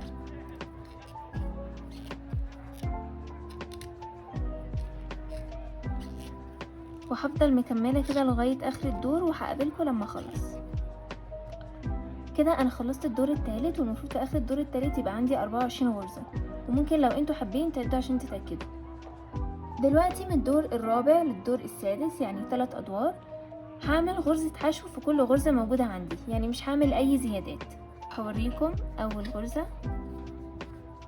في اول غرزة من الدور عملت غرزة حشو واحدة، ومنساش طبعا اني اعلم بداية الدور، وهفضل اعمل غرزة حشو واحدة في كل غرزة موجودة عندي، يعني مش هعمل اي زيادات بالشكل ده. هشتغل كده من الدور الرابع لغاية الدور السادس، يعني 3 ادوار.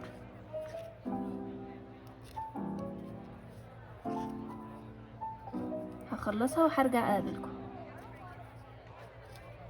كده انا خلصت الدور السادس، والمفروض يبقى عندي 24 غرزة لان انا ما عملتش اي زيادات. ودلوقتي هبدأ الدور السابع. الدور السابع اهم حاجة فيه اني اشتغل في الجزء الامامي من السلسلة. انا عندي السلسلة مكونة من جزئين هما دول. عندي جزء امامي من السلسلة، وعندي جزء خلفي من السلسلة بالشكل ده. انا في الدور السابع هشتغل فقط في الجزء الامامي من السلسلة. الدور السابع عبارة عن غرزة حشو في كل غرزة موجودة عندي، طبعا زي ما قلنا في الجزء الامامي من السلسلة، واعلم طبعا بداية الدور، وهفضل مكملة بالشكل ده. هو اني هعمل غرزة حشو في كل غرزة موجودة عندي، واهم حاجة اني اشتغل في الجزء الامامي من السلسلة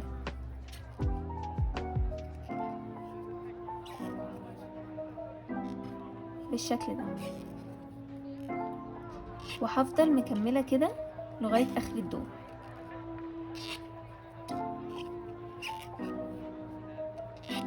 هخلص وهرجع اقابلكم. كده انا وصلت لاخر غرزة في الدور، وقبل ما اقفل الغرزة هغير للون الاحمر علشان الدور الجاي انا هشتغله باللون الاحمر. هغير بالشكل ده ان انا قبل ما اقفل الغرزة هدخل الخيط الاحمر عندي كده، وهشد الخيط، وهربط الخيط الابيض بالخيط الاحمر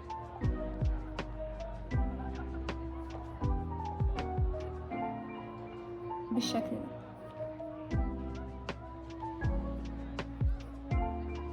وبعدين هقص الخيط الابيض وهشيله خلاص على جنب، وهبدأ دلوقتي الدور الثامن. الدور الثامن عبارة عن غرزة حشو في كل غرزة موجودة عندي، ولكن هخفي الخيط وانا بشتغل بالشكل ده. وطبعا منساش اني اعلم بداية الدور.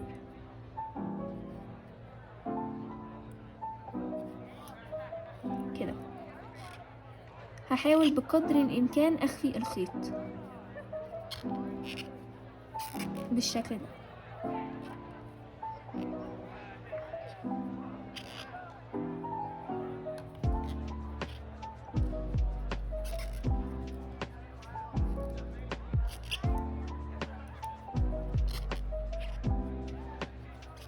وهكمل كده لغاية اخر الدور، بعمل غرزة حشو في كل غرزة موجودة عندي.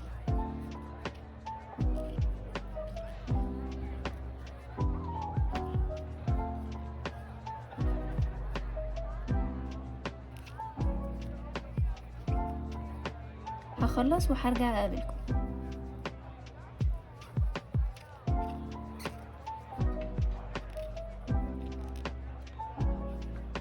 وكده انا خلصت الدور الثامن، والمفروض في اخر الدور الثامن برضو يبقى عندي 24 غرزة لان انا ما عملتش اي زيادات. ودلوقتي هقفل الطاقية. هقفلها باني هعمل غرزة منزلقة، وبعدين هسيب كمية من الخيط علشان اخيط بيه الطاقية على العروسة، وهقص. وبعد ما اعمل غرزة منزلقة هشد الخيط بالشكل ده. كده انا خلصت الطاقية بتاعتي.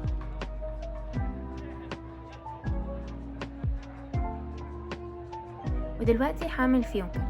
عشان ابدأ الفيونكة اول حاجة هعملها هي اني هعمل عقدة منزلقة،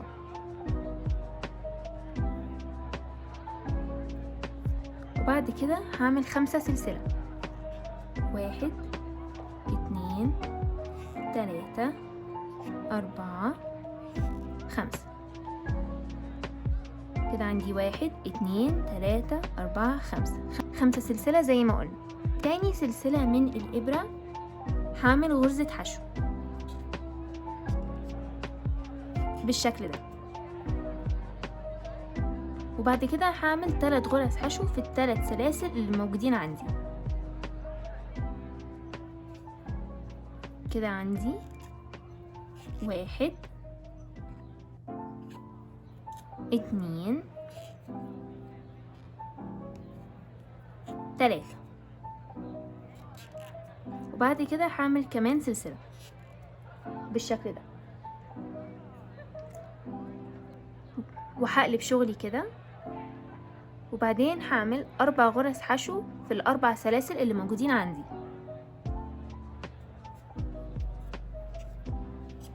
1 2 3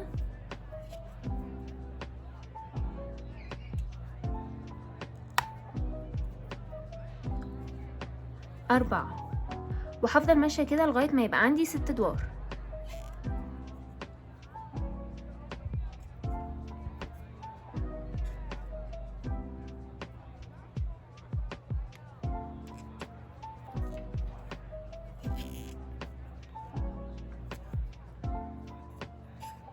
هخلصهم وبعدين هرجع اقابلكم. كده انا خلصت ال6 الادوار اللي عندي. دلوقتي هقص الخيط وهسيب كمية خيط عشان اخيط بيها الفيونكة على البطريق، وهقفل الفيونكة بالشكل ده.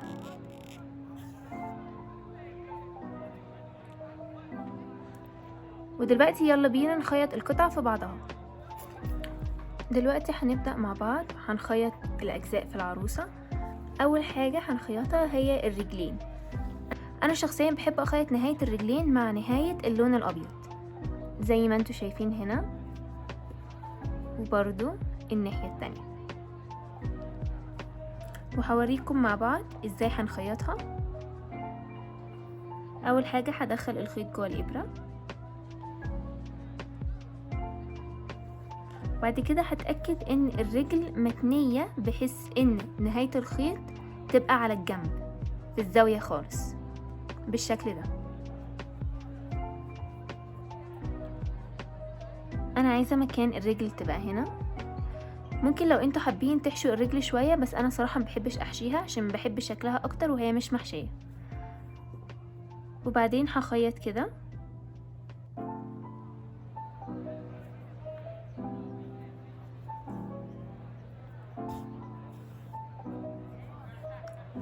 وهفضل اعدي الخيط في الرجل وفي جسم العروسة.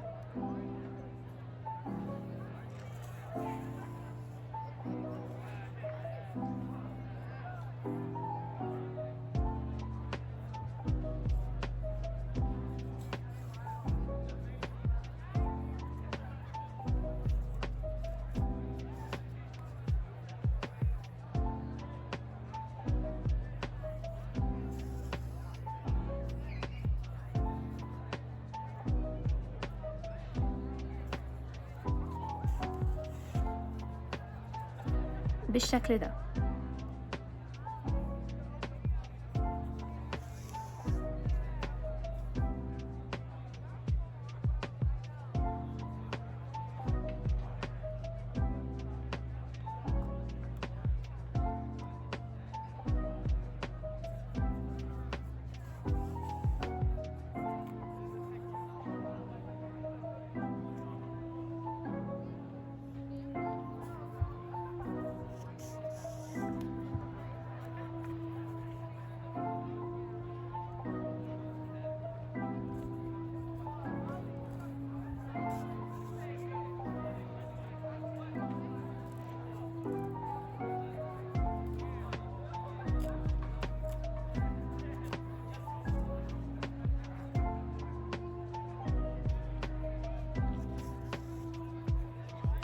وكده انا وصلت لاخر الرجل، فهعمل عقدة صغيرة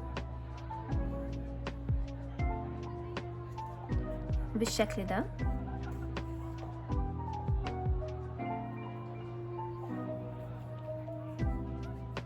وبعدين هدخل الخيط من اي حتة في العروسة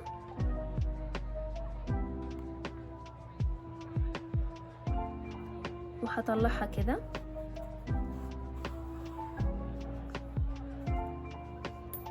وبعد كده هقص الخيط بالشكل ده وهخفي كده.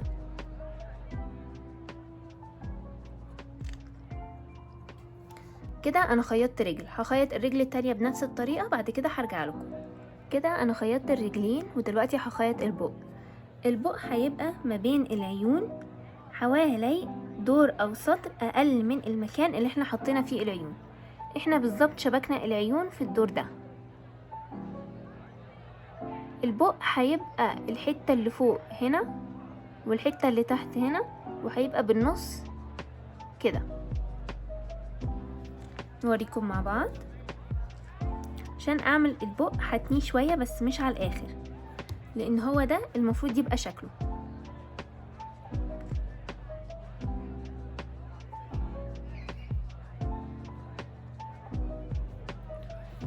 واتأكد طبعا ان طرف الخيط موجود عندي في الجنب في الزاوية خالص. بعد كده هدخل الابرة بالشكل ده،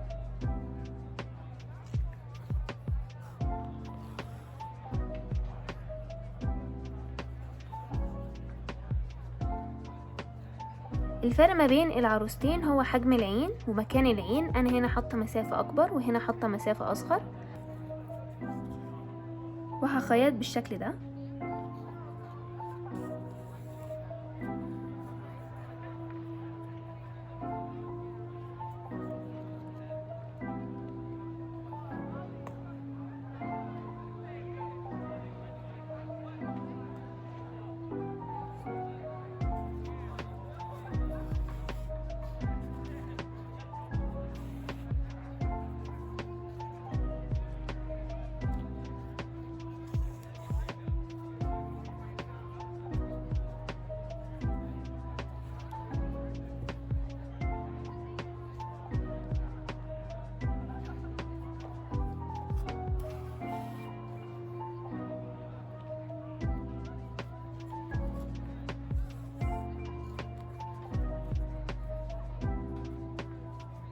وهخيط البق وبعد كده هرجع اقابلكم.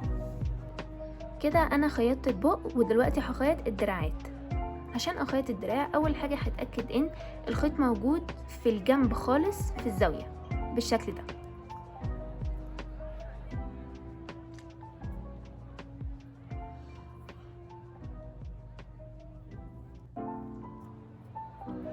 انا بحب اخيط الدراعات حوالي دور تحت من الدور اللي احنا خيطنا فيه العين في الجنب بالشكل ده.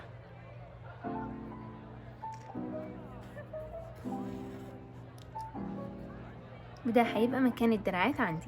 هخيطها بنفس الطريقة اللي انا خيطت بيها الرجلين. هخيط الدراعين وبعدين هرجع اقابلكم. دلوقتي هخيط الطاقية. في طريقتين اقدر بيهم اخيط الطاقية. اول طريقة هي اللي انا عاملاها هنا، هي اني هعدي الخيط ما بين السلاسل دي وهخيطها من السلاسل دي على راس البينجوين، وده هيطلع شكلها في الاخر بالشكل ده. تاني طريقة هي اني انا هتني الطاقية شوية بالشكل ده، وهعدي الخيط من الحتة دي هنا من الأجزاء دي، وهعدي الخيط من هنا وهخيطها على راس البطريق، فهيبقى شكلها كده. أنا عملت أول طريقة في البطريق ده، ولكن هعمل الطريقة دي في البطريق ده، وهخيط برضو الطاقية بنفس الطريقة اللي أنا خيطت بيها الإيد والرجلين. هخيط الطاقية وبعدين هرجع أقابلكم. وبعد ما أخلص من خياطة الطاقية هدخل الخيط وهطلعه من أي حتة في العروسة بالشكل ده. وبعد كده هقص الخيط،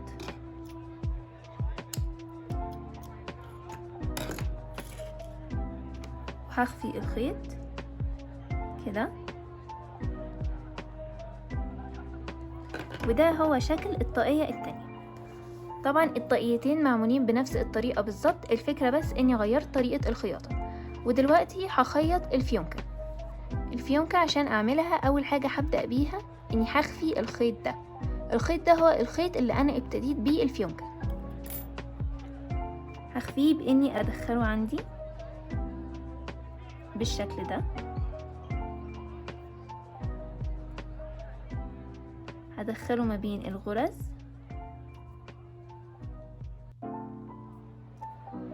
وبعد كده لما يتبقى حتة خيط صغيرة هقصها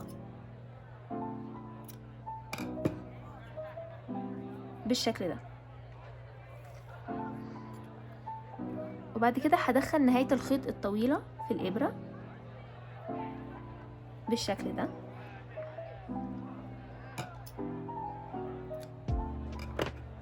وبعدين هعديها وسط الغرز لغاية ما اوصل للنص.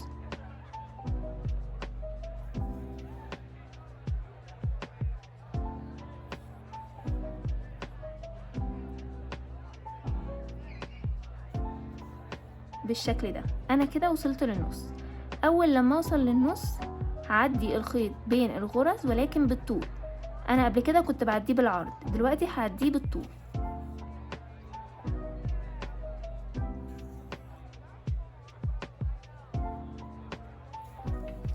بالشكل ده. وبعد كده هشد الخيط.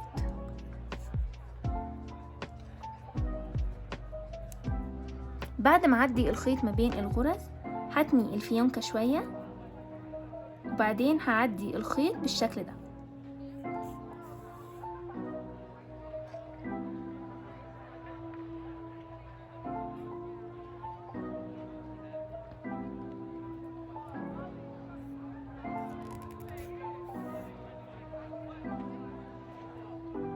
وهعديه كذا مرة مش مرة واحدة.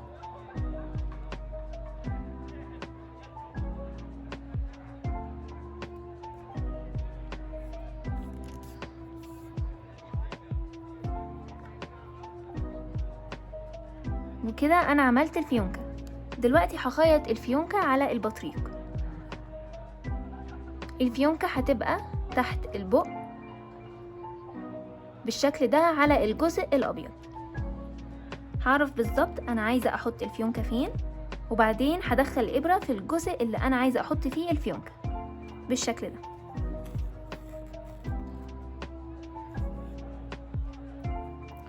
وبعد ما اتأكد من مكانها هخيطها باني اعدي الابرة في الفيونكة بالشكل ده.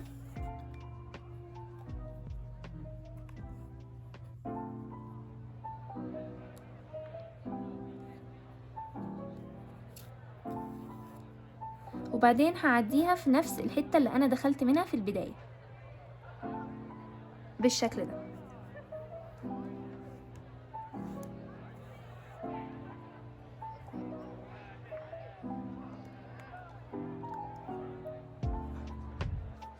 وهعمل كده كذا مرة.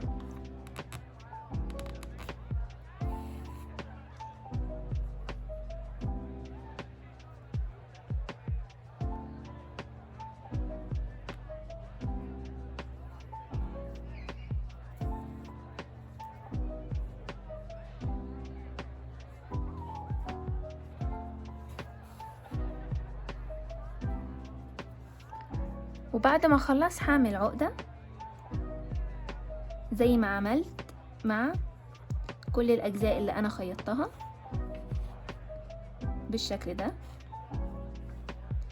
وبعدين هدخل الخيط جوه العروسة وهطلعه من اي حتة.